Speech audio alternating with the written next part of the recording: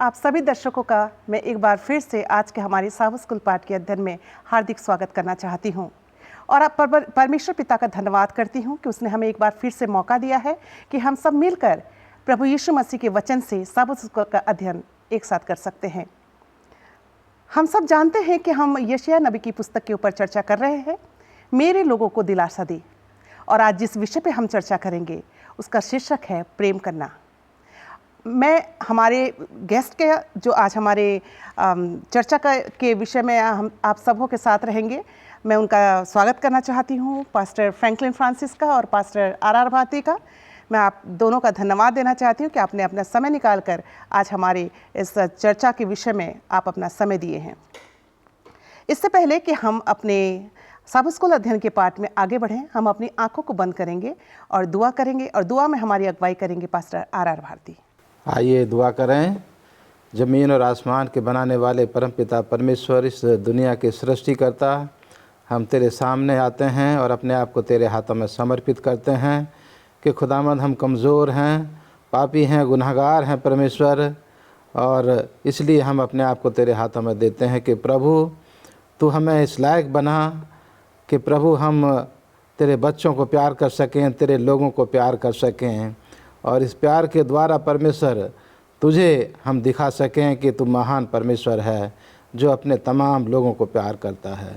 खुदामंद तू हमारी अगुवाई कर कि परमेश्वर हम प्यार के द्वारा बहुत लोगों को तेरा वचन दे सकें और तेरे बारे में बता सकें, जिससे कि वो तुझे ग्रहण कर सकें और वो भी तुझे अपना प्रेम करने वाला, अपना मुक्तिदाता तुझे ग्रहण कर सकें। हम तमाम की अगुवाई कर हमारे दर्शकों के साथ हो प्रभु, और उनको भी आशीष दे, उनके कामकाज पर, उनके परिवार पर, उनके बाल बच्चों पर खुदाबंद तेरी कसरत से आशीष हो।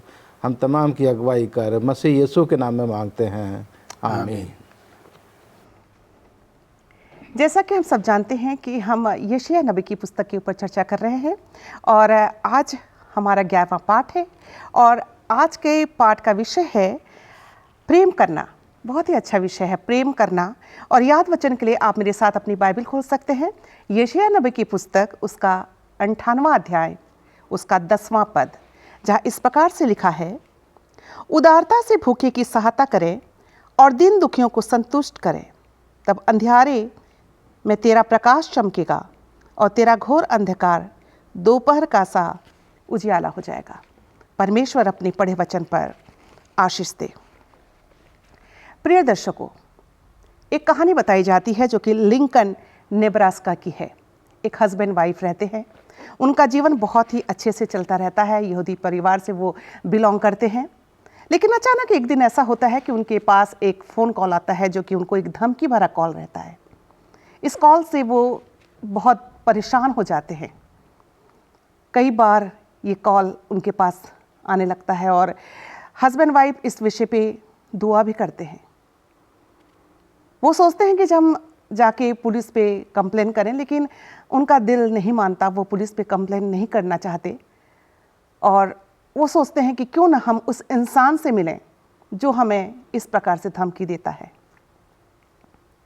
होता यूँ है कि वो उस इंसान से मिलने के लिए जाते हैं और जाने से पहले अपने घर पे उस इंसान के लिए बहुत ही अच्छा स्वादिष्ट खाना बनाते हैं और खाना लेके उस इंसान से मिलने उसके घर की तरफ चले जाते हैं।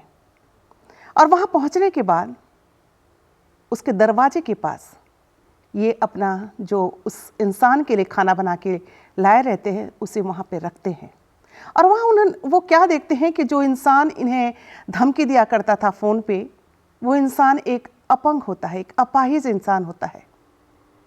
और जब ये इंसान जो फ़ोन पे उन्हें धमकी दिया करता था, जब इस दंपति को देखता है जो इसके लिए स्वादिष्ट खाना बना के लाए रहते हैं, बहुत ही आश्चर्य हो जाता है, हैरत में पड़ जाता है और उसके दिल का नफरत प्यार में बदल जाता है। इस प्रकार ये कई बार ये दंपति इस अपाहिज के घर पे आना जाना करते हैं। कई बार आने जाने से इनकी दोस्ती और भी मजबूत हो जाती है और एक दिन ये अपाहिज व्यक्ति जो इनको कभी धमकी दिया करता था, इनका बहुत ही अच्छा मित्र बन जाता है और एक दिन ऐसा आता है कि वो यहूदी बनने के लिए तैयार हो जाता है। प्रिय दर्शकों, कई बार हमारे जीवन में शायद ऐसा होता है और हो भी सकता है कि हमारे साथ कोई बुरा करे तो हमें उसके साथ अच्छा करना चाहिए।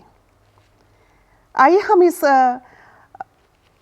पाठ को और अच्छे से समझने के लिए, आज के हमारे जो लेसन स्टडी है उसे और अच्छे से समझने के लिए हम अपने जो गेस्ट हैं उनके पास चलते हैं और रविवार के पाठ को ध्यान पे रखते हुए हम पास्टर फ्रैंकलिन आपसे जानना चाहते हैं, जो रविवार का पाठ का शीर्षक है कुछ मुफ्त मोल ले, और इस बात को ध्यान पे रखते हुए मैं आपसे जानना चाहती हूँ कि परमेश्वर हमें एक कीमती तोहफा मुफ्त में देना चाहता है, पर इसकी कीमत बहुत है। ये इनाम क्या है? बड़ा ही अच्छा प्रश्न है और हम जल्दी से जो है यशा उसके 55वें अध्याय के एक आयत से लेकर 7 आयत में जो है वो चलते हैं, जो कि हमारे रविवार के पाठ का जो शीर्षक है कुछ मुफ्त मोल लें, उसका जो है वो सारांश जो है वो यहाँ पर बताया जाता है। आओ सब प्यासे लोगों, पानी के पास आओ, और जिनके पास रुपया ना हो तुम भी आकर मोल लो और खाओ। दाखमधु और दूध बिन रुपये और बिना दाम ही आकर ले लो। जो भोजन वस्तु नहीं है उनके लिए तुम क्यों रुपया लगाते हो, और जिस पेट से नहीं भरता उसके लिए क्यों परिश्रम करते हो। मेरी ओर मन लगाकर सुनो, तब उत्तम वस्तुएं खाने पाओगे और चिकनी चिकनी वस्तुएं खाकर संतुष्ट हो जाओगे। कान लगाओ और मेरे पास आकर सुनो, तब तुम जीवित रहोगे, और मैं तुम्हारे साथ सदा की वाचा अर्थात दाऊद पर की अटल करुणा की वाचा सुनो। मैंने उनको राज के लोगों के लिए साक्षी और प्रधान और आज्ञा देने वाला ठहराया है। सुन, तू ऐसी जाति को जिसे तू नहीं जानता बुलाएगा, और ऐसी जातियाँ जो तुझे नहीं जानती तेरे पास दौड़ी आएंगी, और वे तेरे परमेश्वर यहोवा और इज़राइल के पवित्र के निमित्त ये कहेंगी, क्योंकि उसने तुझे शोभायमान किया है। जब तक यहोवा मिल सकता है तब तक उसकी खोज में रहो, जब तक वो निकट है तब तक उसे पुकारो। दुष्ट अपनी चाल चलन और अनर्थकारी अपने सोच विचार छोड़कर यहोवा की ओर फिरे, वो उस पर दया करेगा। वो हमारे परमेश्वर की ओर फिरे, वो उसे पूरी रीति से जो है वो क्षमा करेगा। तो हम यहाँ पर देखते हैं जो रविवार का जो पाठ है जिसका शीर्षक यहाँ पर लिखता है कि कुछ मुफ्त मोल ले, बड़ा विरोधाभास वाक्य है। और हम यहाँ पर देखते हैं कि ये लिखता है कि कुछ मुफ्त में मोल लें। जब वो व्यक्ति आपको मुफ्त में दे रहा है, बिना किसी पैसे के दे रहा है, तो फिर यहाँ पर ये जो शब्द मोल लें जो है थोड़ा सा विरोधाभास हमको लगता है, थोड़ा सा समझने में थोड़ा सा कठिन सा जो है वो महसूस होता है। और जो चंद आयतें मैंने यशा 55 उसके 1 पद से लेकर 7 पद तक जो है बताया, उनमें सारी बातें जो हैं हम यहाँ पर देखते हैं कि यहाँ पर जो बात हो रही है वो उद्धार की बात हो रही है। यहाँ पर वो भोजन है, वो जो पानी है, उसके साथ ही साथ जो है, तो यहाँ पर हमें समझने में और आसान बात को जो है बनाकर यशा नबी हमारे सामने जो है वो पेश कर रहा है। मान लीजिए कि आप किसी एक ऐसी जगह पर हैं और जहाँ पर आपने एक बहुत ही स्वादिष्ट भोजन बनाया है, और आप क्या करते हैं, जाते हैं और लोगों को वहाँ पर इकट्ठा करते हैं, लोगों से कहते हैं कि आप आइए और मैंने बहुत स्वादिष्ट भोजन बनाया है और आप आइए, और ये भोजन तो मुफ्त में है पर इसका आपको दाम देना पड़ेगा। तो उनके समझ में नहीं आएगा कि पहले मैं कह रहा हूँ कि मुफ्त में देना चाहता हूँ, फिर इसका मोल भी जो है। तो हम यहाँ पर देखते हैं कि इन बातों को ध्यान में रखते हुए जो है यशा नबी हमें उद्धार की बात को जो है वो समझाने की जो है वो कोशिश कर रहा। वो जो मुफ्त का जो इनाम है, तोहफा है, अजर है, जो कि परमेश्वर हम सबों को देना चाहता है, वो है उद्धार। और हम यहाँ पर देखते हैं कि उद्धार जो है उसके लिए मैं और आप कुछ कमा नहीं सकते हैं। अगर हम सोचते हैं कि हम कुछ कमा भी लेंगे तो वो उसके लिए काफ़ी जो है वो नहीं होगा। वो जो है एक मुफ्त में जो है वो हम सबों को इनाम जो है वो दिया जा रहा। पर यहाँ पर हम देखते हैं कि ये भी कहा जाता है कि उसको आपको खरीदना है। खरीदने का तात्पर्य यहाँ पर यह है, जो यशा नबी हमें समझाने की कोशिश कर रहा है, आपको उस उद्धार को प्राप्त करने के लिए आपको बहुत सारी चीज़ों को त्यागना होगा। क्या करना होगा? आपको त्यागना होगा, समर्पण जो है वो करना होगा।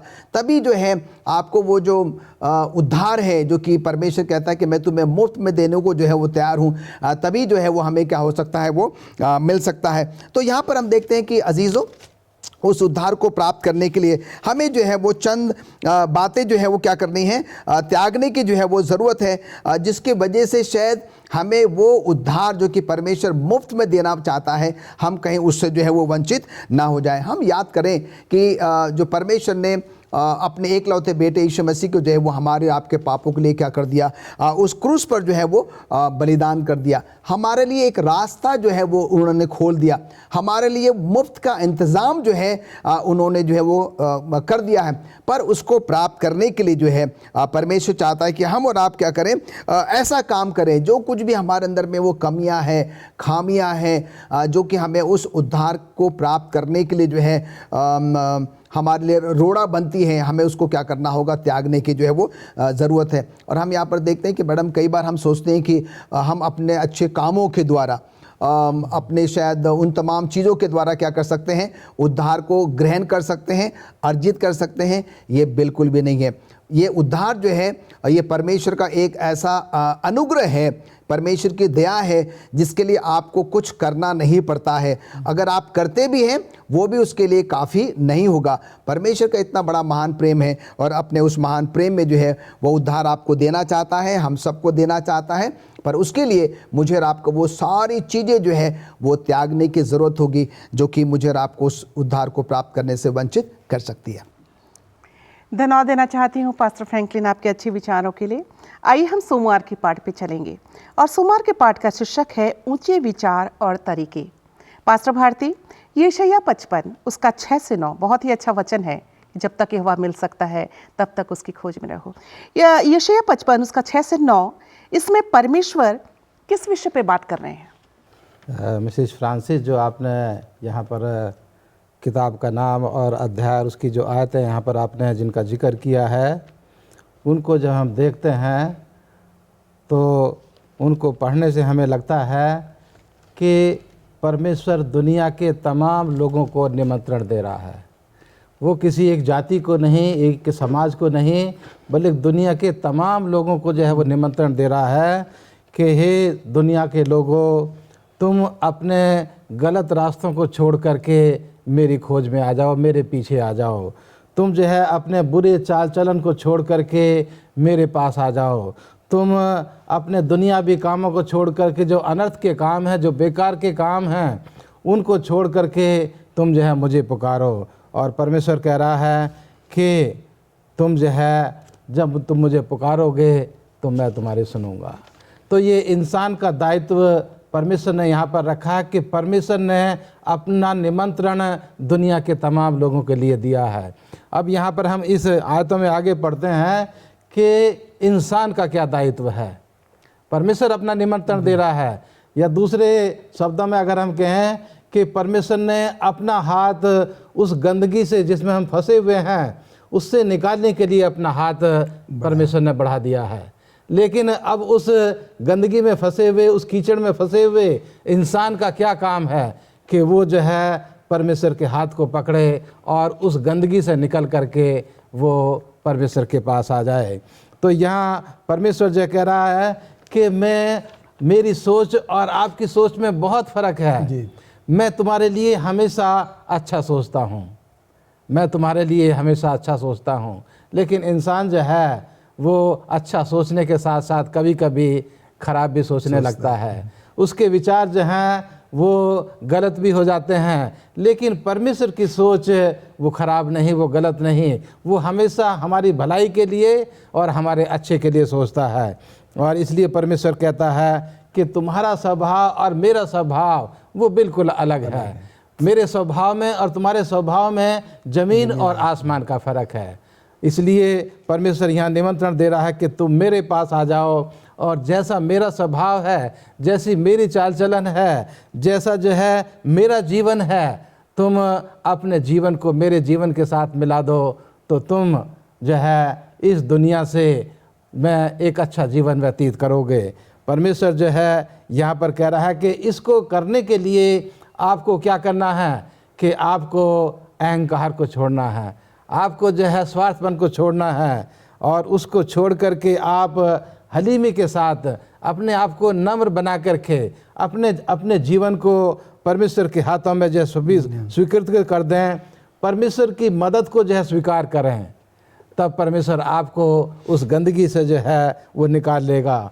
और तीसरी चीज़ यहाँ पर बताई है कि हम खुदावंद यीशु मसीह के उस महान योजना के बारे में भी सीखें, जानें और सोचने की कोशिश करें, जिसका पास फ्रैंकलिन ने यहाँ पर जिक्र किया है कि खुदावंद यीशु मसीह का शुभ संदेश क्या है, कि खुदावंद यीशु मसीह जो है वो इंसान का रूप धारण करके इस दुनिया में आए। कहने के लिए बहुत आसान है, लेकिन जब हम इसके ऊपर सोचते हैं कि परमेश्वर को जो है वो किस हालत में मेरे और आपके लिए किस हालत में आना पड़ा, वो तो परमेश्वर था, लेकिन मेरे और आपके लिए उसने इंसानी रूप धारण किया और मेरे और आपके लिए उसने अपना जीवन, अपना लहू सलीब के ऊपर कुर्बान कर दिया। कहने के लिए बहुत आसान है, लेकिन जब करने की बात आती है, जब हम उसको सोचते हैं कि परमेश्वर ने कितना महान काम, कितना निस्वार्थ भरा काम उसने गुनहगार इंसान के लिए किया, कि अगर हम जब सोचते हैं कि प्रभु ने अपना बेशकीमती लहू, अपना जो है निष्कलंक पाप और निष्कलंक खून जो है उसने मेरे लिए सलीब के ऊपर जो है वो उसने बहा दिया, तो उसको देख करके हमारे दिल को कैसा लगता है, ये आज इंसान को सोचने की ज़रूरत है। और उसके बावजूद भी परमेश्वर आज मेरे और आपके लिए यीशु मसीह बिचवई का काम कर रहा है। वो आज भी मेरे और आपके लिए जो है अच्छा सोच रहा है कि अगर उसके बावजूद भी इंसान जो है वो गलत रास्ते पे फिर जाए, कुछ गलत काम जो है उससे हो जाए, तो मैं अपने पिता से उसके लिए विनती करने के लिए आज भी तैयार हूँ। तो ये दो बातें जो हैं खास करके हैं कि परमेश्वर का निमंत्रण और हमारा दायित्व आज जो है, जो इन आयतों में यशायाह उसका 55 उसकी 6 से 9 आयतों में लिखा है कि उसने निमंत्रण दिया है और हम उस निमंत्रण को कैसे लेते हैं और उसको हम किस रीति से उसको स्वीकार करने की, उसको एक्सेप्ट करने की, उसके ऊपर जो है अपने जीवन को अमल करने की हमारा दायित्व जो है वो हमें क्या कहता है। धन्यवाद देना चाहती हूँ पास्टर भारती आपके अच्छे विचारों के लिए। और प्रिय दर्शकों, हमें अपनी बुरे चाल चलनों को छोड़कर परमेश्वर की ओर फिरने की ज़रूरत है, क्योंकि वो हम पर दया करेगा। आइए हम मंगलवार की पाठ पे चलेंगे, जिसका शीर्षक है उपवास के मित्र। मंगलवार के पाठ को ध्यान पे रखते हुए पास्टर फ्रैंकलिन, ये उपवास क्या है? आज के समय में अगर आप पूरे भारतवर्ष की तरफ मुड़कर देखें, या शायद मैं सोचूंगा अगर मैं ऐसा कहूं कि पूरा विश्व जो है वो क्या कर रहा है, लेंडेज उपवास के दिन जो है वो मना रहा है। और हम यहाँ पर देखते हैं कि इस उपवास शब्द को जो है वो अलग अलग तरीके से जो है वो परिभाषित किया जा सकता है। और हम देखते हैं कि आज ज़्यादातर मसीह लोग जो है वो 40 दिन का जो है वो क्या कर रहे हैं, उपवास रख रहे हैं। और जब आप उनसे ये बात करें कि भाई आप 40 दिन का उपवास क्यों रख रहे हैं, तो उनके पास अपनी उस बात को सही साबित करने के लिए बहुत सारे जो है वो कारण हो सकते हैं। पर हम यहाँ पर देखते हैं कि ये जो शब्द उपवास है हम भी जो है कई बार रखते हैं। और उपवास रखना जो है आज के समय में, आज के परिवेश में स्वास्थ्य के लिए भी जो है बहुत ही अच्छा है। अगर हम सप्ताह में एक बार उपवास रख लें तो मैं सोचता हूँ कि बहुत अच्छी बात है, या महीने में एक बार रखें तो ये बहुत जो है वो अच्छी बात है, जब हम स्वास्थ्य को ध्यान में रखते हुए। और उसके साथ ही साथ जो है अगर हम उपवास रखते हैं तो बाइबल भी जो है हमें इसके बारे में बताती है कि हमें उपवास भी जो है वो रखना चाहिए। पर मैडम यहाँ पर सवाल ये उठ रहा है कि हमें उपवास कैसे रखना चाहिए, है ना, इसको समझना जो है वो बहुत ही ज़्यादा ज़रूरी है। और आइए हम देखते हैं कि बाइबल इसके बारे में जो है वो क्या कहती है कि हमें उपवास कैसे रखना चाहिए, और क्या जब हम उपवास रखते हैं तो हमारा उपवास रखने का जो तौर तरीका होता है वो सही होता है या नहीं होता है।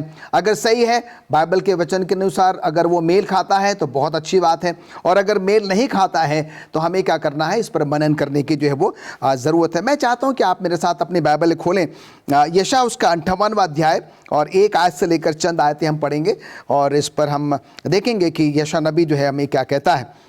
गला खोल कर कुछ न रख छोड़, नरसिंगे का ऊंचा शब्द सुनकर मेरी प्रजा को उसका अपराध अर्थात याकूब के घराने का उसका पाप जता दे। यदि वे प्रतिदिन मेरे पास आते और मेरी गति जानने की इच्छा ऐसी रखते हैं मानो वे धर्मी लोग हैं जिन्होंने अपने परमेश्वर के नियमों को नहीं टाला, वे मुझसे धर्म के नियम पूछते और परमेश्वर के निकट आने से प्रसन्न होते हैं। वे कहते हैं, क्या कारण है कि हमने तो उपवास रखा परंतु तूने उसकी सुधि नहीं ली, हमने दुख उठाया परंतु तूने कुछ ध्यान नहीं दिया। सुनो, उपवास दिन तुम अपनी ही इच्छा पूरी करते हो और अपने सेवकों से कठिन कामों को कराते हो। सुनो, तुम्हारे उपवास का फल ये होता है कि तुम आपस में लड़ते और झगड़ते और दुष्टता के से घूंसे मारते हो। जैसे उपवास तुम आजकल रखते हो उससे तुम्हारी प्रार्थना ऊपर सुनाई नहीं देगी। जिस उपवास से मैं प्रसन्न होता हूँ अर्थात जिसमें मनुष्य स्वयं को दीन करे, क्या तुम इस प्रकार करते हो? क्या सिर को झाऊ के समान झुकाना, अपने नीचे टाट बिछाना और राख फैलाने ही तुम उपवास और यहोवा को प्रसन्न करने का दिन कहते हो? जिस उपवास से मैं प्रसन्न होता हूँ वो क्या ये नहीं कि अन्याय से बनाए उन दासों और अंधेर सहने वालों का जुआ तोड़कर उनको छुड़ा लेना और सब जुओं को टुकड़े टुकड़े कर देना? क्या वो ये नहीं है कि अपनी रोटी भूखों को बांट देना, अनाथ और मारे मारे फिरते हुए को अपने घर ले आना, किसी को नंगा देखकर वस्त्र पहनाना और अपने जाति भाइयों से अपने को न छिपाना? तब तेरा प्रकाश पौ फटने के समान चमकेगा और तू शीघ्र चंगा हो जाएगा। तेरा धर्म तेरे आगे आगे चलेगा, यहोवा का तेज तेरे पीछे रक्षा करेगा। तो यहाँ पर देखते हैं कि उस उपवास शब्द को बहुत ही अच्छी तरीके से मैडम परिभाषित कर दिया गया है और हमें जो है वो इस पर चिंतन करने की ज़रूरत है, मनन करने की ज़रूरत है कि मैं और आप अगर उपवास रखते हैं तो क्या हमारा उपवास परमेश्वर के इन वचनों के साथ जो कि यशा 58 1 से लेकर 8 आयत में जो है वो दिया गया है उसके साथ मेल खाता है या नहीं खाता है। और वहाँ पर साफ शब्दों में बताया गया है कि मैं और आप कैसा उपवास रखते हैं और परमेश्वर जो है मुझसे और आपसे जो है वो किस प्रकार की उपवास की क्या करता है वो आशा करता है। तो अजीज़ों भाइयों बहनों, ये बहुत ही ज़रूरी है उपवास करना। जैसे हमने अभी सीखा, स्वास्थ्य के लिए बहुत अच्छा है, बाइबल के आधार पर भी अगर हम उपवास रखते हैं वो भी बहुत अच्छा है। पर परमेश्वर जो है हमारे उस उपवास से प्रसन्न रहता है जिससे क्या है कि हम दूसरों की भलाई के लिए कुछ काम करते हैं। और जिस दिन हम उपवास रखते हैं और उस दिन जो है सचमुच में हम ज़्यादा से ज़्यादा समय प्रार्थना में, दुआ में, बाइबल अध्ययन में क्या करते हैं, हम व्यतीत करते हैं और दूसरों के लिए जो कुछ भी हम भलाई का काम जो है वो कर सकते हैं। अगर हम करते हैं तो सचमुच में उपवास की जो परिभाषा है जो कि परमेश्वर के वचन में दी गई है, जो कि परमेश्वर मुझसे और आपसे आशा रखता है कि हम और आप क्या करें, उस प्रकार का उपवास रखें, तो सचमुच में परमेश्वर बहुत बहुत खुश होगा और परमेश्वर हमें और आपको क्या करेगा, आशीष देगा। धन्यवाद देना चाहती हूँ पास्टर फ्रैंकलिन आपके अच्छे विचारों के लिए। प्रिय दर्शकों, जब भी हम उपवास रहते हैं हम ऐसा कुछ काम करें जिससे हमारा खुदा बाप प्रसन्न हो सके। आइए हम बुधवार के पाठ पे चलेंगे और बुधवार के पाठ को ध्यान पे रखते हुए जिसका शीर्षक है उपवास की लड़ाई, इस बात को ध्यान पे रखते हुए पास्टर भारती यशायाह 58 6 से 17 के अनुसार ऐसा कौन सा कार्य है जिसे परमेश्वर आत्मत्याग का सच्चा कार्य मानते हैं? ये जो आपने क्वेश्चन यहाँ पर रखा है और अभी पास्टर फ्रैंकलिन ने जो 58 अध्याय और उसकी 1 से 8 आयत तक यहाँ पर पढ़ा, उसका यहाँ पर मैं थोड़ा सा जिक्र करना चाहूँगा कि जो उपवास है वो क्या है और उसको किस तरीके से रखना चाहिए। ये पास्टर फ्रैंकलिन ने थोड़े से शब्दों में उसके ऊपर जो है प्रकाश डाला है, लेकिन मैं इसको दूसरे तरीके से भी यहाँ से बताना चाहता हूँ कि उपवास जो है वो शारीरिक भी है और उपवास आत्मिक भी है। उपवास जो है, जो आज हम लोग देखते हैं ज़्यादातर कि लोग जो हैं शारीरिक उपवास कर रखते हैं और आत्मिक उपवास के ऊपर जो है वो ध्यान नहीं देते हैं। तो यहाँ परमेश्वर जो है वो अपने लोगों को जो कह रहा है कि आप अगर चाहो तो आप उपवास रख सकते हो। परमेश्वर यहाँ ऑप्शन दे रहा है, कंपलसरी नहीं कर रहा है, लेकिन वो कह रहा है कि अगर आप चाहो तो आप मेरे लिए उपवास रख सकते हो। मुझे ढूंढने के लिए, मुझे जो है अपने आप के जीवन को जांचने के लिए आप उपवास कर सकते हो कि आप कहाँ पर हो, कहाँ खड़े हो, किस जगह पर हो। ये हम जो है उपवास, जब आत्मिक उपवास उसको रखते हैं तो हम अपने आप को जांचें कि हम किस स्थिति में हैं। और इसके लिए मैं उदाहरण देना चाहता हूँ पुराने समय का, कि जब प्रयाश्चित का दिन जो है वो पुराने नियम में जिसका उदाहरण दिया गया है कि जब प्रयाश्चित का दिन आता था तो प्रयाश्चित के आने से 10 दिन पहले से ही तुरई फूंकी जाती थी, और सुबह सुबह उठ करके याजक जो है वो भेड़ का सींग लेकर के उसमें तुरई फूंकता था और समाज के तमाम लोगों के बीच में उसकी आवाज़ जाती थी। और उस तुरई फूंकने का मतलब ये होता था कि आप जो है अपने जीवन को देखो कि आपके जीवन में कहाँ पर गलती है, आप अपने जीवन को जांचो कि आप जो है कहाँ पर खड़े हो। और अगर आप सोचते हो कि हम गलत हैं, हम गलत जगह पर खड़े हैं, तो उस गलती को ठीक करने के लिए आप परमेश्वर के भवन में भेंट लेकर के आएँ और भेंट चढ़ा करके परमेश्वर से आप उस गलती के लिए आप जो है क्षमा याचना जो है वो करें। तो यहाँ परमेश्वर जो है वो फिर यहाँ से मैं कहना चाहता हूँ कि जो आत्मिक उपवास है वो उसका मतलब है कि हम अपने आप से जो हैं खुद ही से हम इनकार करें, हमारा जो आत्मसमर्पण है उसको जो हम देखें कि हम अपने हाथों में परमेश्वर को समर्पित करें और अपने आप से जो है वो हम इनकार करें। परमेश्वर की वफ़ादारी के बारे में सोचें कि परमेश्वर ने क्या वफ़ादारी हमारे साथ की है, उसके बारे में हम लोग सोचें। और जब हम आत्मिक उपवास करते हैं तो अपनी इच्छा पूरी करने की कोशिश ना करें, बल्कि हम दूसरे के बारे में सोचें कि जैसे हम जो है उपवास रख रहे हैं तो हम अपने जीवन को जांच पड़ताल करके दूसरों की भलाई के लिए जो है हम बैठ कर के सोचें कि हम दूसरों के लिए क्या कर सकते हैं, जो अंधेरे में हैं, जो अंधकार में जीवन व्यतीत कर रहे हैं, उनके लिए हम क्या कर सकते हैं। और उसके लिए हमें अपना समय, अपनी शक्ति सामर्थ्य और अपनी रिसोर्सेज भी जो है वो उन लोगों के लिए जो ज़रूरतमंद हैं, जो अंधेरे में हैं, उनको उजाले में लाने के लिए हमें जो है प्रयास करना है, और वो हम परमेश्वर की मदद से कर सकते हैं। मत्ती की किताब उसके 25 अध्याय की 40 आयत में लिखा है, यीशु मसीह जो है वो कहते हैं कि अगर तुम इन समाज के छोटे से छोटे लोगों की जो है तुम उनको एक गिलास पानी भी पिलाते हो तो तुम जो है मेरी सेवा करते हो। और याकूब 1 अध्याय 27 आयत में भी लिखा है कि अगर हम ज़रूरतमंदों की मदद करते हैं, अगर कोई व्यक्ति जो है वो सड़क पर जा रहा है और वो आपसे रास्ता पूछ रहा है, तो आपको जो है आगे बढ़ कर के उसकी मदद करने की ज़रूरत है और उसको बताना है कि हाँ, अगर आप यहाँ मंडी हाउस से आप ITO जाना चाहते हैं तो आप बंगाली वाला रास्ता नहीं, बल्कि हिमाचल वाला रास्ता नहीं, बल्कि जो ITO की तरफ रास्ता जाता है 2 लेन छोड़ करके तीसरे रोड पर आपको जाना है।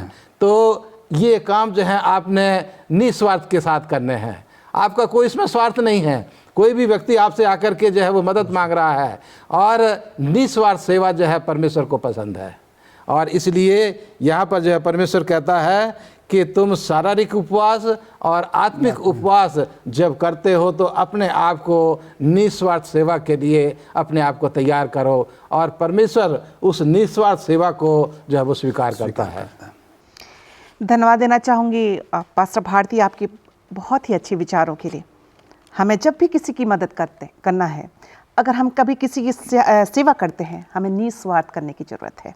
आइए हम थर्सडे के पार्ट पे चलेंगे, गुरुवार के पार्ट पे चलेंगे, और जिसका शीर्षक है कि हमारे लिए एक समय।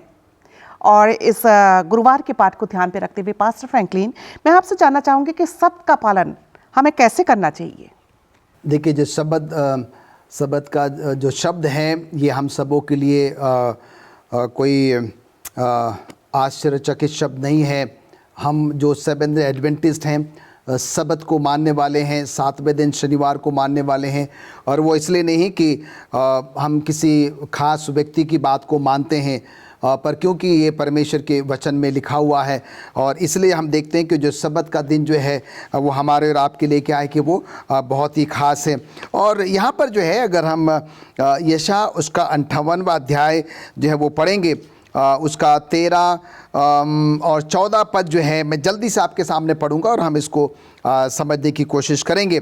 यशा 58वां 13वां और 14वां पद लिखता है, यदि तू विश्राम दिन को अशुद्ध ना करे, अर्थात मेरे उस पवित्र दिन में अपनी इच्छा पूरी करने का यत्न ना करे और विश्राम दिन को आनंद का दिन और यहोवा का पवित्र किया हुआ दिन समझकर माने, यदि तू उसका सम्मान करके उस दिन अपने मार्ग पर ना चले, अपनी इच्छा पूरी ना करे और अपनी ही बातें ना बोले, तो तू यहोवा के कारण सुखी होगा और मैं तुझे देश के ऊंचे स्थानों पर चलने दूंगा। मैं तेरे मूल पुरुष याकूब के भाग की उपज में से तुझे खिलाऊंगा, क्योंकि यहोवा ही के मुख से ये वचन निकला है। तो देखिए जो आखिरी जो लाइन है, हाँ, वहाँ पर क्या लिखता है, क्योंकि यहोवा ही के मुख से ये वचन निकला है। तो यहाँ पर ये बात बिल्कुल भी साफ हो जाती है कि मुझे और आपको जो है पूरे 6 दिन दिए हैं कि मैं अपने लिए, अपने परिवार के लिए, अपने समाज के लिए जो है वो काम कर सकता हूँ। और जो 7वां दिन है वो हम सबों के लिए बहुत बहुत जो है वो खास दिन है।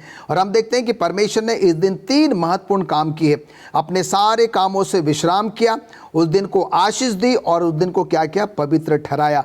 और परमेश्वर बहुत बहुत खुश होता है जबकि हम 7वें दिन में, सब्त के दिन में प्रभु के घर में आकर उसकी आराधना करते। वो जो समय है जो कि परमेश्वर का समय है, हम उसके साथ व्यतीत करते हैं। यशा नबी जो है, यशा 58 में जो है 3 मुख्य बातें जो है वो हमें समझाने की कोशिश कर रहा है सब्त को ध्यान में रखते हुए जो है। सबसे पहली बात जो है वो आत्मत्याग।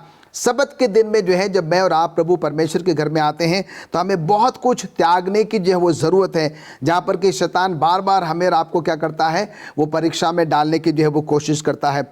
दूसरी बात, हमें जो है सब्त के दिन में क्या करना चाहिए, जैसा अभी पास्टर भारती ने हमको बताया है कि हम वो सारी दया का काम, नम्रता का काम, अनुग्रह का काम, किसी की मदद करने का जो काम है, जो सामूहिक दया के अंतर्गत जो है वो आता है। और जो तीसरा जो है, जो सब्त का दिन है, सब्त का दिन हम सबों के लिए जो है बड़े खुशी का दिन, बड़े आनंद का दिन, बड़े उल्लास का दिन होना चाहिए। और इस दिन जो है मिसेस एलन जी वाइट कहती है अंग्रेजी में कि act of mercy and act of necessity is permissible on साबत डे। दया का काम, मदद का काम जो है हम क्या कर सकते हैं, वो ज़्यादा से ज़्यादा जो है वो कर सकते हैं। इस दिन जो है ज़्यादा से ज़्यादा लोगों को हम प्रभु परमेश्वर के बारे में क्या कर सकते हैं, वो बता सकते हैं। जैसे शुक्रवार शाम सूर्यास्त हो जाता है, शुक्रवार शाम से लेकर शनिवार शाम तक जो है ये 24 घंटे हमारे सब्त का पालन करने का जो है वो समय है। और अभी हमने 58वें अध्याय में पढ़ा है कि हम कोई भी ऐसा काम ना करें अपने आप को खुश करने के लिए, अपने परिवार को खुश करने के लिए जो है हम सब्त का जो है वो उल्लंघन ना करें। अगर हम अपनी इच्छाओं को पूरा करने की कोशिश जो है वो ना करें, और परमेश्वर का सब्त का दिन जो है जैसे परमेश्वर के वचन में लिखा हुआ है, अगर हम वैसे ही पालन अगर करते हैं तो परमेश्वर ने वो सारी आशीष जो है जो परमेश्वर के वचन में लिखी है वो अभी हमने आपके सामने जो है वो पढ़ी है। अब हम यहाँ पर 2-3 बातें देखेंगे कि सब्त से हमें क्या क्या मिलता है। पहली बात जो है देखते हैं कि हम दया का काम जो है वो कर सकते हैं। दया का काम करना जो है उचित है, मरकुस 2:27 में लिखा हुआ है। और यूहन्ना 5:1-17 में अगर हम जाएं तो सब्त का पालन करने से मुझे और आपको सबको क्या मिलती है, खुशी मिलती है। यशा 58:14 में जो है हम देखते हैं कि जैसे यीशु मसीह ने भी दूसरों की मदद करी है, मैं और आप भी क्या कर सकते हैं, सब्त के दिन में ज़्यादा से ज़्यादा लोगों की जो है मदद कर सकते हैं। और जो बहुत ही अहम और ख़ास बात है, जब सब्त के दिन में हम खुदा के पवित्र घर में आते हैं, परमेश्वर की हम आशीषों को अनुभव करते हैं, वो आत्मिक शांति, वो इत्मीनान, वो ऊर्जा जो है जो मुझे और आपको मिलती है, वो हम इसकी जो है वो कल्पना नहीं कर सकते हैं। तो बार बार जो है मुझे और आपको याद दिलाया जाता है कि हम क्या करें, पूरे 6 दिन जो है कड़ी मेहनत करें, अपने लिए काम करें, अपने परिवार के लिए काम करें, अपने लोगों के लिए काम करें। पर जो सब्त का दिन है, प्रभु परमेश्वर के घर में आए, उसके साथ ज़्यादा से ज़्यादा जो है वो समय व्यतीत करें। और जो कुछ भी हम लोगों के साथ समय ज़्यादा से ज़्यादा व्यतीत कर सकते हैं प्रभु के वचन को बताने में, साझा करने में, और उनकी जो है जितनी ज़्यादा मदद हो सकती है हम क्या करें। और जब हम ऐसा करेंगे तो हम देखते हैं कि सचमुच में परमेश्वर जो है वो बहुत बहुत जो है वो ज़्यादा खुश होगा, और परमेश्वर मुझे और आपको जो है वो दुगनी आशीष देगा, जिसके कि शायद मैंने और आपने जो है वो कल्पना नहीं करी होगी। आइए अजीज़ों, मैं आप सभी से निवेदन करता हूं कि हम जो मसीह लोग हैं, सबत के मानने वाले लोग हैं, सेवेंथ एडवेंटिस्ट हैं, आइए हम सबत का जो है वैसे ही पालन करें जैसे कि परमेश्वर के वचन में लिखा है। और यहाँ पर देखते हैं कि राजा दाऊद कहता है भजन संहिता 34:8 में, अगर आपने परमेश्वर की उन आशीषों को अनुभव नहीं किया है शब्द का सही तरीके से पालन करते हुए, तो आइए मैं चाहता हूं कि राजा दाऊद हमको याद दिलाता है भजन संहिता 34:8 में कि परख कर देखो कि यहोवा कैसा भला है। आइए हम एक बार परमेश्वर के शब्द का वैसे ही पालन करके देखें जैसे कि परमेश्वर के वचन में लिखा है, और वो जो आशीष आपको देगा सचमुच में वो बहुत ही आपको खुशी देगा, आनंद देगा, उल्लास देगा। आपके घर में, आपके परिवार में जो है वो शांति निरंतर बनी रहेगी। पास्टर फ्रैंकलिन, बहुत ही अच्छे विचार थे। आपको मैं इस बात के लिए धन्यवाद देती हूँ कि आपने अपने शब्द के ऊपर अपने विचारों को रखा। प्रिय दर्शकों, यदि हम देश के ऊंचे स्थानों पर चलना चाहते हैं तो हमें शब्द के दिन को पवित्र मानने के लिए ईश्वर रखने की जरूरत है।